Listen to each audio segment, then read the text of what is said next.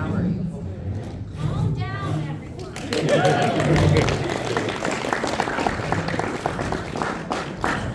Hi, guys. It's really us. We're all holograms up here. Well, that is a rocking good. Is that me, or is it? Are we having an Abilene earthquake? We can project. We can project. That works. Is it on? Hello, hello. We were told there's a mystery person under the stage controlling the sound. So Get under the stage. do the fake stairwalk though for us. How's everyone doing? Cool. So we thought there would be a moderator, and there's not. So we're gonna moderate this ourselves. Yeah. Cool. Let's start by introducing ourselves. I'm Jason Griffith. I play Sonic, Shadow, Jet, and the Werehog. And other things, since this is not just the Sonic convention. I'm also the original voice of Usopp, Atticus Rhodes, Sir Aaron, Usagi, the list goes on. Hello there, I'm Colleen O'Shaughnessey. I'm the voice of Tails. In Charmy B, and I was Jazz on Danny Phantom, and Sora from Naruto. No, Sora was not on Naruto. Sora was on, he was just testing it. Digimon, Ino and Konoharu were on Naruto. Now from Bleach, Wasp from the Avengers, Mantis on Marvel Rivals. I don't know, look up the guys. And I am Montel Jordan. My name's Pete Capella. I am Silver the Hedgehog in the Sonic universe, Dexter from Yu-Gi-Oh!, Tanner Christensen in Most Popular Girls in School, the voice of Visa for quite a while. Do one of the taglines. I don't remember the taglines. Yeah, no, you are. Visa. It's not American Express. Yeah, right? Visa, give me your credit card. The voice of Visa. Yeah. Hey, I'm Visa. I was on the dish. Tuned into you. Ooh, that's good. So guys, I guess since there's no moderator, the questions will be mostly from you guys. Yeah. Right? Yeah. Cool. Keep appropriate. Keep them appropriate. Does anybody have a question for us? Just raise your hand. You are the first one that I saw. And only. Here because all of you were sector. Yay! Yay! How do I get into it, I guess, yeah. Well, I just wanted to be on a sitcom when I was 18. So I moved to New York with that in mind. And it didn't happen because I was 18 years old, but I looked 40. So nobody was like casting me as the high school, newspaper editor. So my agent started submitting me on voiceovers, and this is back in the 90s when you didn't really need a demo if you were young, and you just go to casting offices, read into a tape recorder that was actually recording onto cassette tape, and I started booking jobs right away, so I just kept going on more voiceover stuff. I never thought it would, like today, everyone thinks of it as like, oh, this is a great career, how did you get started? I didn't even realize that voiceover was a career back when I was 18, 19 years old. I started out doing musical theater. I was at the University of Michigan doing musical theater and psychology. Very useful degrees. But I didn't know what I wanted to do afterwards. The plan was to go to grad school and I was going to be a music therapist. But I was 2 degrees, I was like, no more school, I can't do it. So I wasn't sure what I was going to do. But I always did voices. I watched Saturday morning cartoons and The Wonderful World of Disney and The Muppets and all the things.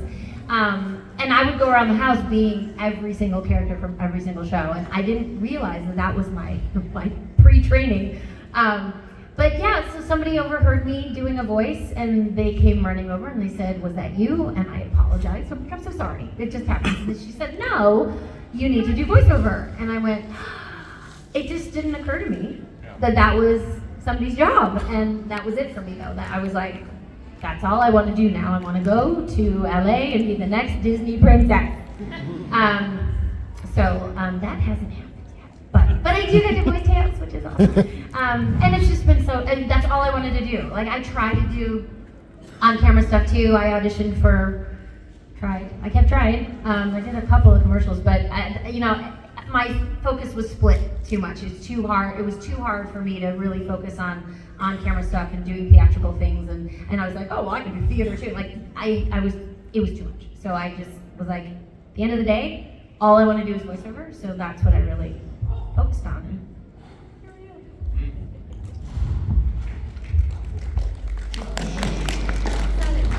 I have a similar start as Colleen in that same thing. I was doing voices all the time. The Muppets were everything to me when I was a kid, and Saturday morning I got to audition for the Muppet Babies at one point, and like I do a pretty mean Kermit. If you're ever at karaoke with me and my wife is there, she will force me to do Rainbow Connection as Kermit, and so. I was always doing voices, but I started at 15 years old. I was just telling the story upstairs in the green room. That at 15 years old, I was so lucky because I was introduced to improv comedy. And I've been a professional paid improviser, which doesn't happen a lot. What is going on with this mic? Doesn't happen a lot, but so before I had even pursued my acting career, I performed in over 3,000 live shows. And so when I graduated college with a degree, and I'm not even sure what that degree was in because it was communications, but I was also in radio, and I was like, oh, I want to be a radio DJ. You know what's really funny? I don't know if I've ever said this, but my radio DJ name, I've ever said this to you? In college, my radio DJ name was Marvin Goodnight. Oh, yeah. Yeah, you did tell From me. Marvin the Martian, actually. And so when I got to New York, and I was doing the same thing. I was in New York City, and I was doing radio, TV, and film. Radio paid nothing, so I left. And TV and film there wasn't a lot in New York at the time. But my radio demo made its way to 4Kids Productions, and the rest is history. Who else has a question? I have a question. What nationality is Goodnight? I'm everything, baby. I saw a hand over there. You, sir. I'll start. No. Also no. I did. I love video games. So when 06 came, I had played the original Sonics, and I know Jason had too. But as soon as 06 came out, I played it. I didn't have a glitchy copy, so I didn't get the same vitriol as everyone else had for the game. Are you saying certain copies would not have glitches on them? Yeah, I think the Xbox less than PlayStation, if I'm not mistaken. I see nods, so I believe I'm right. Some call them glitches, I call them Easter eggs. Yeah, that's right. Without the glitches, you would never get it. It's no use. That was. I said that once in the booth, and it went and it happened 1,000 times in the game. If Tails had a favorite musical, A favorite musical? Peter Pan. I'm flying. That's fine, because he flies. Jason, if Sonic had a favorite musical, stop texting. If Sonic had a favorite musical, what would it be? Tick Tick Boom. That's a good one. Silver's is definitely, because mine is Little Shop of Horrors. Yes. Oh, yes. Who else? You in the back. What's your favorite Sonic and Shadow Cole? What's your favorite Tails and Dandy What's your favorite Silver Cole? Well, gotta go fast is my favorite Sonic quote, and I just love Latinas.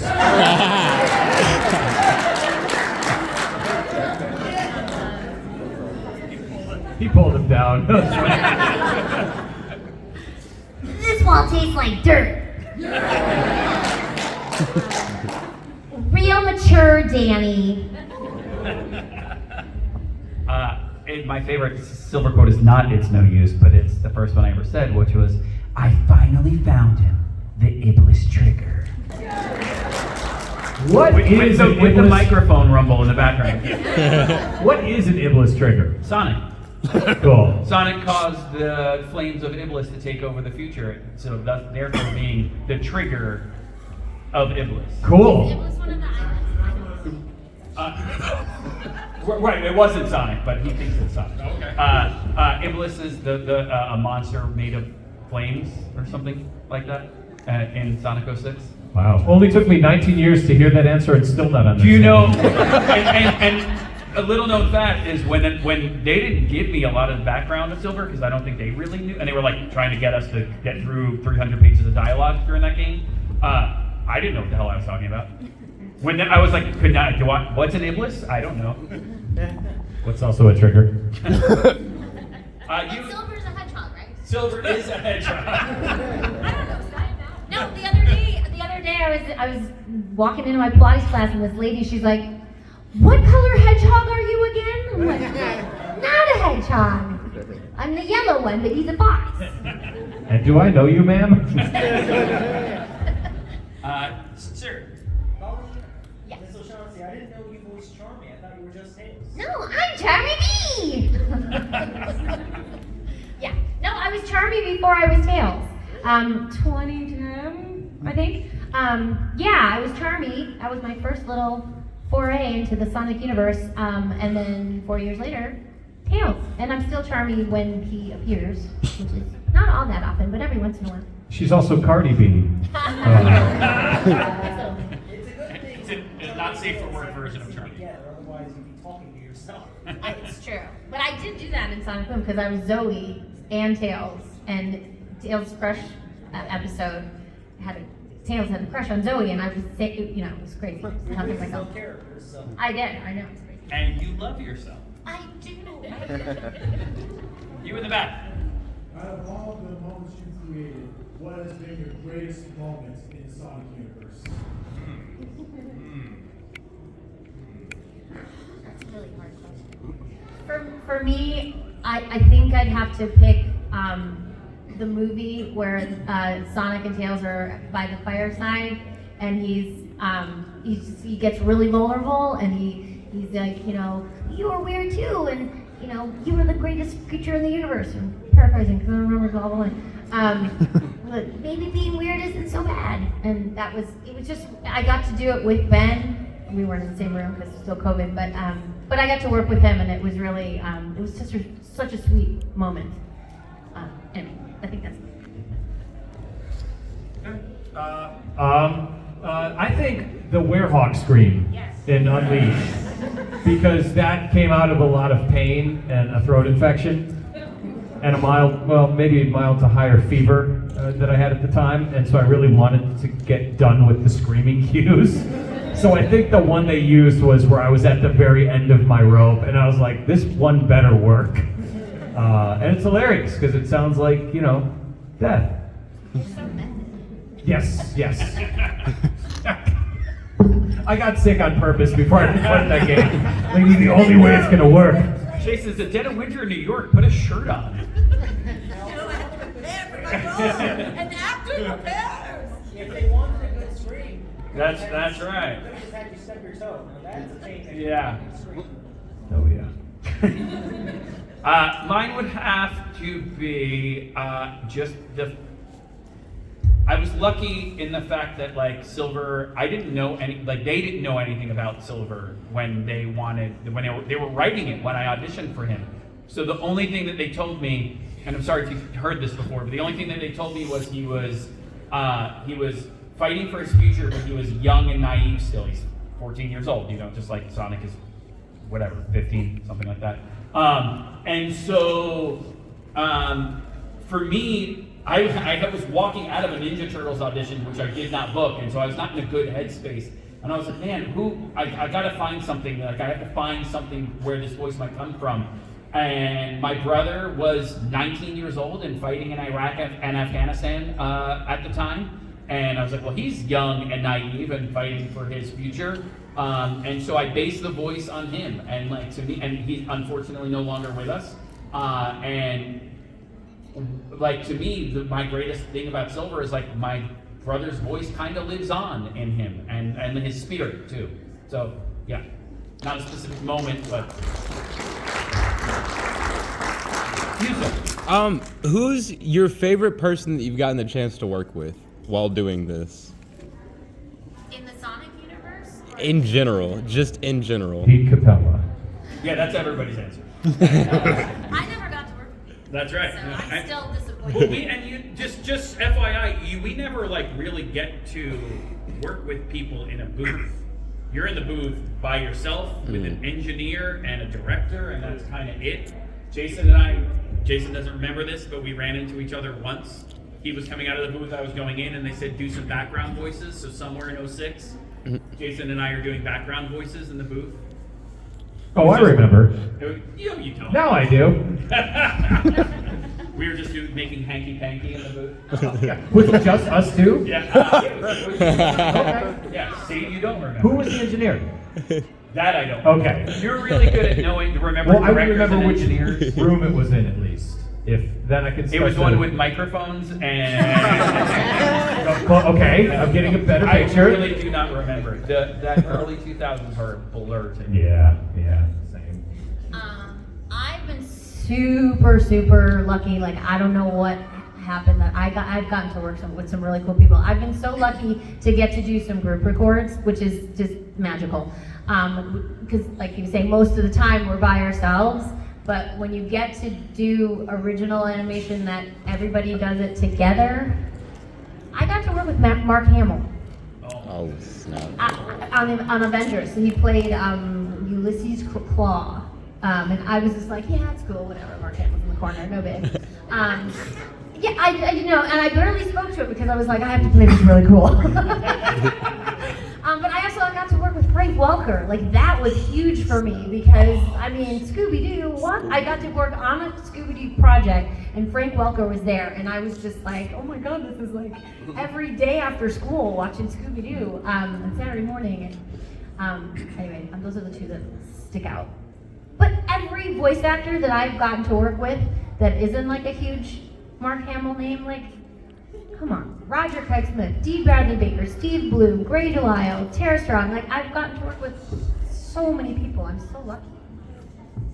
My coolest one was not voice-wise. I'm fine. But I got to work with, on her 98th birthday, I got to work with Betty White. Oh. And it was the greatest. She was as sharp as a tack. I was doing a bit, if there's any football fans in here, which I don't know how much crossover there is between Sonic and the NFL. But I used to do, it was called Riggle's Pick, and Rob Riggle, the comedian, we would do sketches before NFL football games on Fox, and he would pick his winners for the week or whatever. They were always really fun sketches. So that specific day, it was myself and Joel McHale and Paul Scheer, and someone dressed as a stormtrooper, speaking of Mark Hamill. And so we did half of the shoot, and then we were halfway through the day, and the director went, "Ladies and gentlemen, Betty White," and we all clapped her in. And she walked in, and she saw Joel, and she goes, "I know you, I know you." And then she saw the stormtrooper and said, "I did you." And Wow. she was 3 seconds into the room and already had us rolling on the floor. It was the greatest thing. And it was her 98th birthday.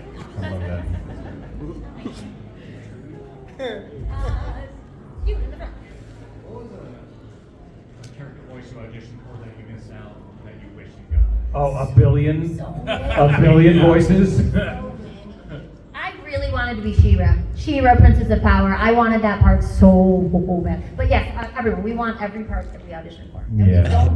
we don't get them all. How do we even start? Like that? Yeah, because we audition for so many things. It's like 0.5% of anything you audition for are you actually even getting interest from people, because there's such a huge amount of people auditioning, and you don't know how many people they're seeing for a certain project, and you don't know if they listen. You were number like 75 and number 74 booked it, and they stopped listening after that.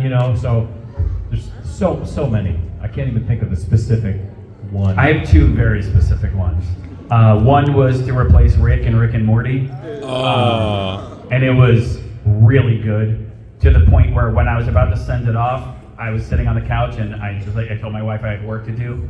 And she went, "You're not working. You're listening to you're watching Rick and Morty." And I was like, "No, that's me. That was me doing Rick." And then the other one was, I was so lucky. I like wept in my booth afterward. No joke. I auditioned for 3 voices on The Simpsons to replace one of the lovely women who was retiring from The Simpsons.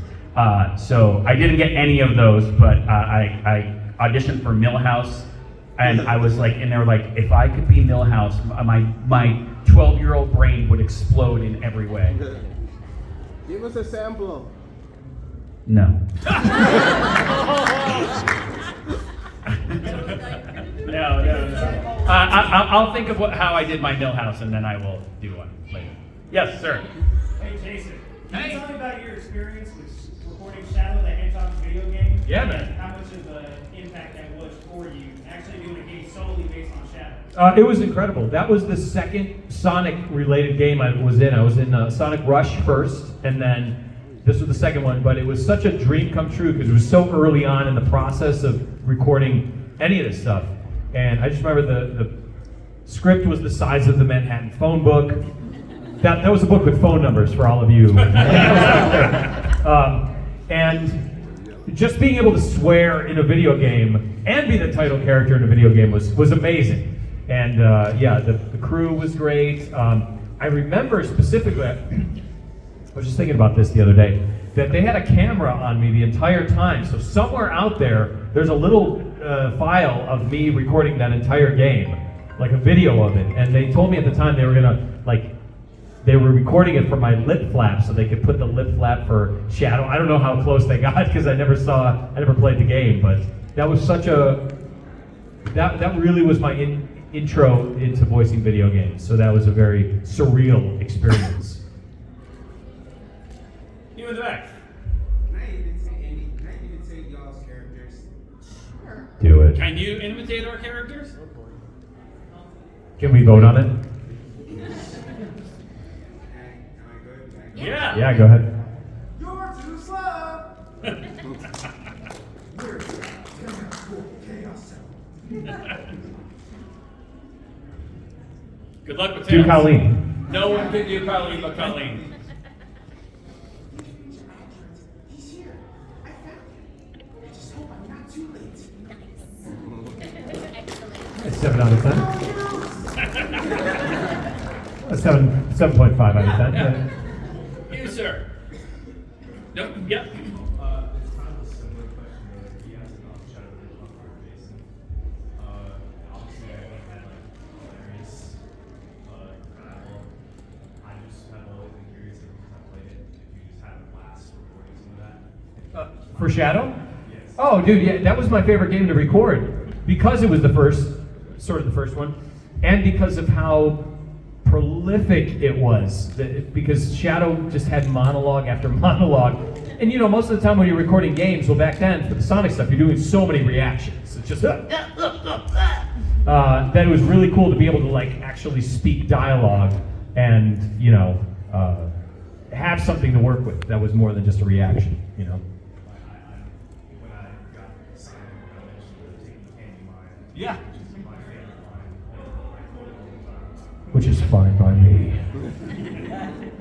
King care. What's one character that y'all guys played that y'all wish had more voice lines? Yeah, every single one.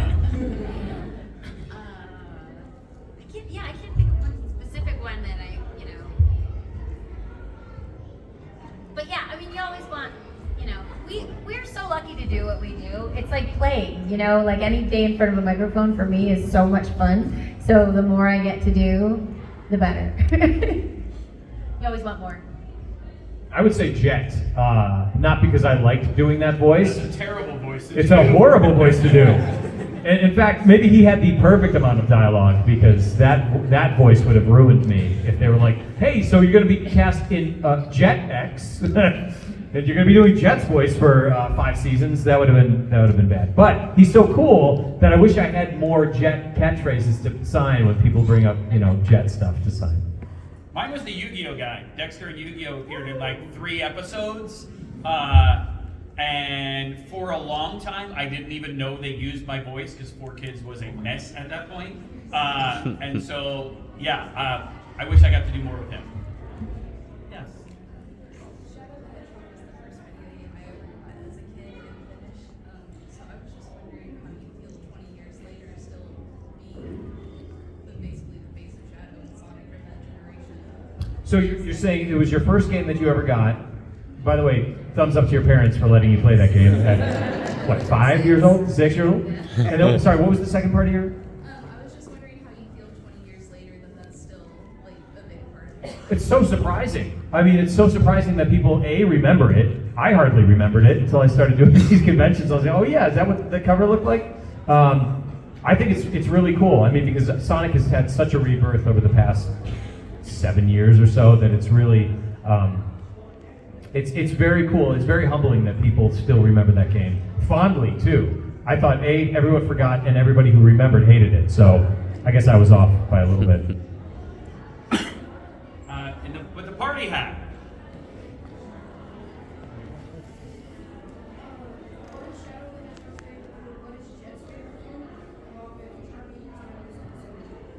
Everybody's favorite food?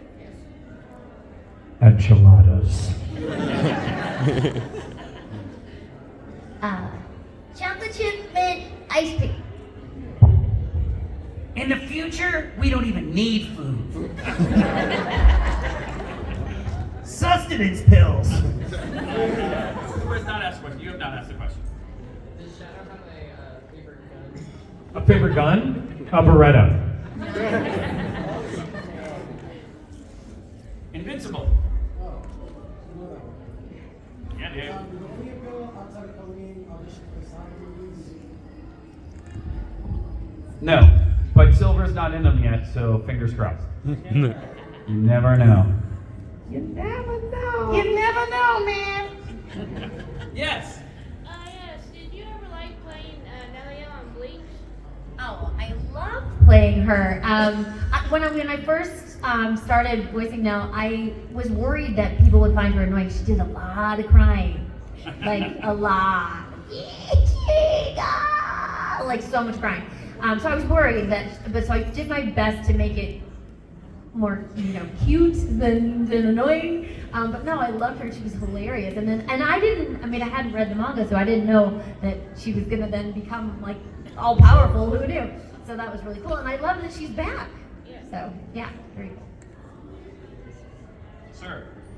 What was your take on Keanu Reeves voicing Sonic or Shadow? I haven't seen the movie yet, but I thought he was the best choice. I think that at one point there was maybe a rumor that Hayden Christensen might have been doing the voice, or Keanu, and I really hope they go with Keanu because he's sort of Shadow anyway. He's perfect for it. Yeah. Yes, Sonic. Hi. Yeah? For Colleen, you did the voice for Tales on the Sonic Boom show. Did you do it for the game as well?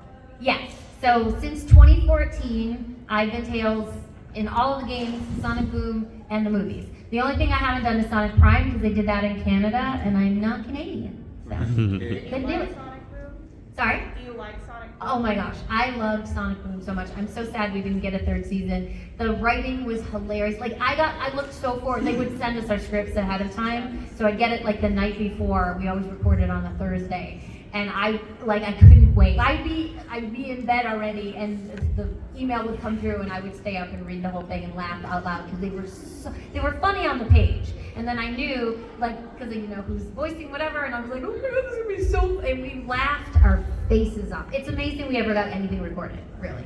But yeah, love that show. They should just release the laughing episode. They really should. Oh, there would be so many outtakes. It was, poor Jack. Jack Fletcher was our director, and he was just like, I'm not laughing, guys. can we please record? Not like he just, and he would know when it was coming. There was one where Roger broke the fourth wall. He says, Roger, like Roger that, but Who's Roger? And somebody says Roger, and he's like, they're talking to me. And so Jack was just like, just do it. Just, yes, fine. Have no fun. It's very good. You all the way in the back.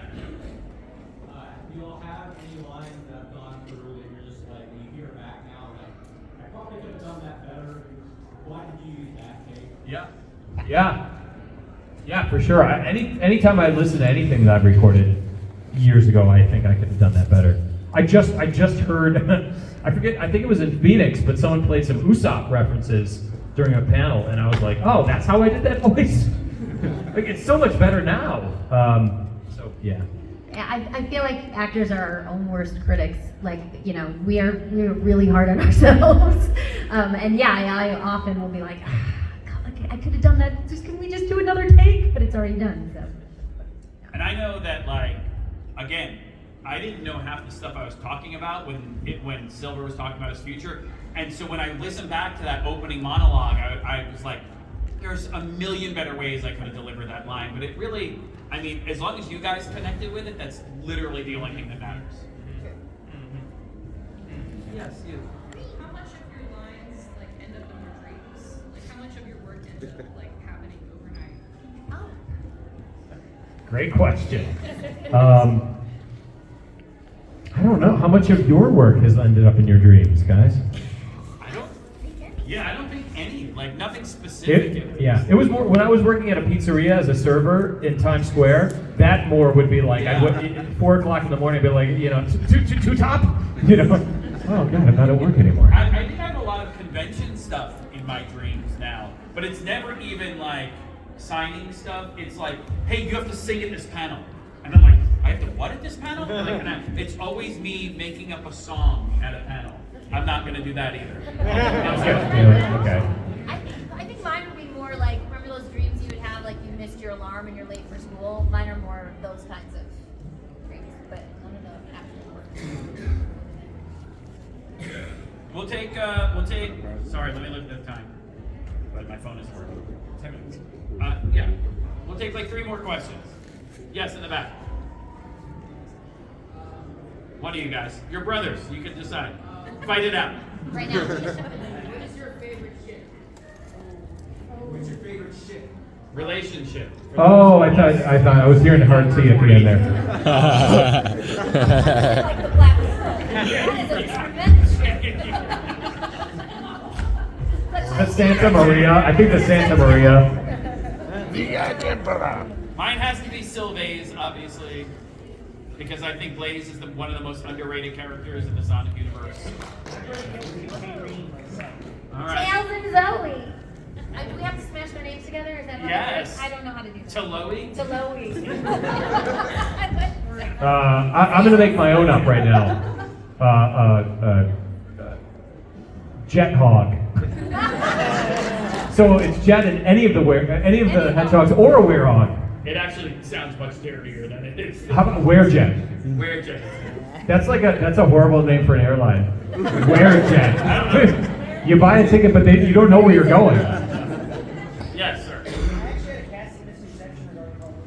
I thought you voiced Green too. No. Now, Michelle Ruff, I think, is Green. I think. Don't quote me on that, but I think it's Michelle Ruff. Tails. Why am I not? We're doing a Sonic photo shoot after this. Will you guys join us? Sorry, we couldn't hear you. So you're doing a Sonic photo shoot? Well, if you come to our tables, we're more than happy to do Sonic photo shoots there. Everyone who's Sonic, touch their tables after this. Well, You, then sir. we can do like a group. Yeah, everyone Like can a- file in front. Yeah, we'll do like a panel picture. Yeah.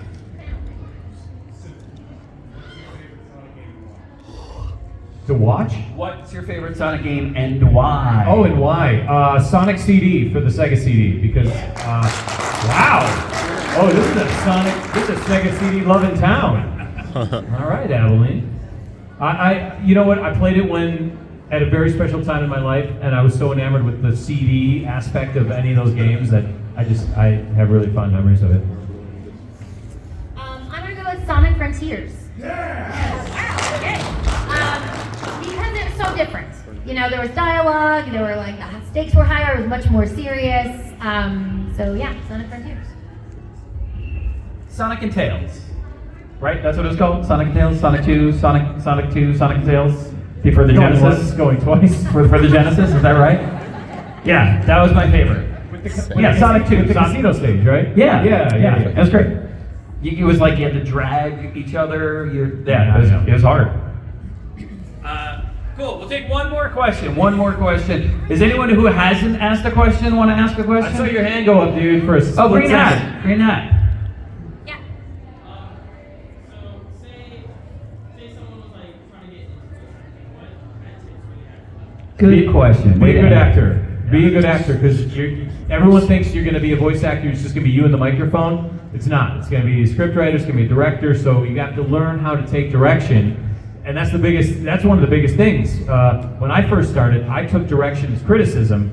I thought, oh, if they're directing me, they hate what I've done. But that's not the case. This is a collaborative thing. So do as much free stuff as you can with friends. Record yourself. Have fun. Do all that stuff. Don't even think about it like I'm trying to pursue this as a career, because that's only going to make you upset. But the more fun you have, the more things are going to be attracted to you, and you're going to find, different avenues to pursue that you might never have considered if you were like really just, I'm trying to make this into a job. It's like, have fun first, so you at least have something to draw on later on when you are in the booth and you're like, well, this is a slog. This is going on hour number 4. I'm hungry. Then you gotta be like, oh no, but when I was 15, I remember how much fun I was having. And then you're back in that headspace, I would just add to that, because all of that, absolutely. Acting, yes, for sure. Take acting classes. Do theater. Do improv. It frees you up. And think in terms of creating characters as opposed to doing silly voices. And my final all of that, most importantly that, but finally, also take singing lessons and learn to sustain your voice. Like you said, this is 20 plus years later for Jason and I, and we don't sound like our characters in real life. Colleen luckily has the voice of an angel, and like literally watching her work is insane. She's incredible. But you have to, it's 20 years later for Jason and I, and like, we're voicing teenagers, so you need to not, if we were voicing from our throats, we would have no careers left. But learning to like use your voice properly and sustain that, and pull from your diaphragm and all the things. And finally, meditate. That is my own personal thing. I meditate before every audition. I try to do it before these conventions. But then Jason's texting me pictures of himself waiting for me in the lobby. Respond. Hey guys, thank you so much. One second. Yes. This little dude over here had your hand up for a split second. Did you have a question? Oh. You put it right back down, so I figured it was an important question. Oh, great question. We're all out of time, unfortunately. I don't know. I've never played it, so I don't know. Maybe Colleen, do you know more about that game? Why am I so easy to beat or hard to beat? Why am I so easy to beat in Sonic Generations? Or Sonic Generations? Oh gosh, I'm not in that game, so it's because I never showed up. Yeah, that's Roger and Kirk. I assume Shadow is the easy one to beat, right? Yeah. Well, because he's too busy crying in the corner about Maria. Is the answer. Oh, poor little emo boy. Thank you guys for coming out. We really appreciate you. Yeah, let's take a picture. Everyone come to the front, and then